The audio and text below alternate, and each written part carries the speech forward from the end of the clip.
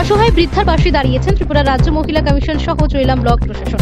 অসহায় বৃদ্ধার সংসারে আয় বলতে একমাত্র লাকড়ি বিক্রি করাই সম্ভব। রাজ্য এবং কেন্দ্রীয় সরকারের বিভিন্ন সরকারি সুযোগ সুবিধা দিয়ে থাকলেও এই অসহায় বৃদ্ধার সুযোগ সুবিধা গ্রহণ করার ভাগ্য জোটেনি। স্বামী কন্যা ছেলে সবাইকে হারিয়ে এখন একাই জীবনযাপন করছেন ওই মহিলা। বিশালগড় মহকুমার 3 চৈলাম ব্লকের ধারিয়াথল এডিসি ভিলেজের 2 নম্বর ওয়ার্ড সপ্তকুবরা পাড়ার লক্ষ্মীরানী দেববর্মা। মহিলার স্বামী বসন্ত দেববর্মা কয়েক বছর আগে মারা গিয়েছেন। সরকারি সহযোগিতা পেতে হলে প্রয়োজন আধার কার্ড থেকে শুরু করে আরো বিভিন্ন ধরনের কাগজপত্র। লক্ষ্মীরানী দেববর্মার ছেলে মেয়ে এবং স্বামী মরে যাওয়ার পর এখন অসহায় তিনি। বর্তমানে আধার কার্ড না থাকার কারণে সরকারি সুযোগ সুবিধা থেকে বঞ্চিত। এই অসহায় মহিলার খবর শুনে ত্রিপুরা রাজ্য মহিলা কমিশনের চেয়ারপারসন স্বর্ণা দেববর্মা, মহিলা কমিশনের এক প্রতিনিধি দল সহ চৈলাম block BAC chairman জাকুলু Debbarma, চৈলাম block সমষ্টি উন্নয়ন আধিকারিক রূপন দাস, সিপাহীজলা জেলা মহিলা মোর্চার সভানেত্রী শান্তা দাস, চৈলাম মণ্ডল মহিলা মোর্চার সভানেত্রী কাকুলি দেব সহ এক প্রতিনিধি দল ছুটে আসেন লক্ষ্মীরানী দেববর্মার বাড়িতে। আমরা একটা সংবাদ মাধ্যমের খবরের ভিত্তিতে আজকের এই চৈলাম বিধানসভায় দরিয়াতলে একজন অসহায় মহিলার পাশে এসে দাঁড়ানোর চেষ্টা করি মহিলা কমিশনের পক্ষ থেকে।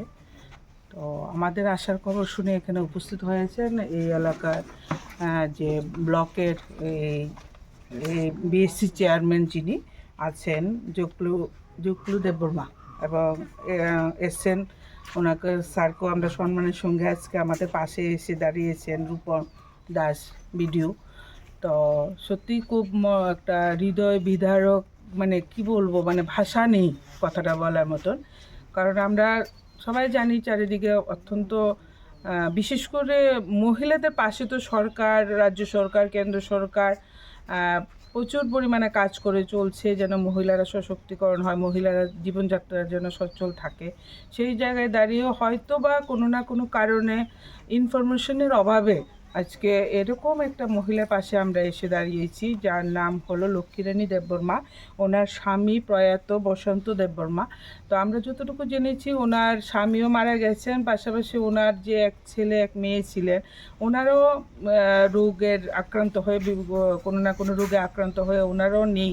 তো আজকে উনি একদম নিঃসহায়, এবং যে বিষয়টা দেখতে পেলাম উনি একটা মানে মানুষ বসবাসের অযোগ্য বলবো, মানুষ বসবাসের অযোগ্য এরকম একটা ঘরে উনি থাকছেন, যেখানে আজকে বিদ্যুতের লাইনও নেই, পাশাপাশি ওনার রেশন কার্ডে উনি কোনো ফেসিলিটি পাচ্ছেন না, এবং ঘরের তো অবস্থা মানুষ থাকতেই পারছেন না, পাশাপাশি ভাতা নেই।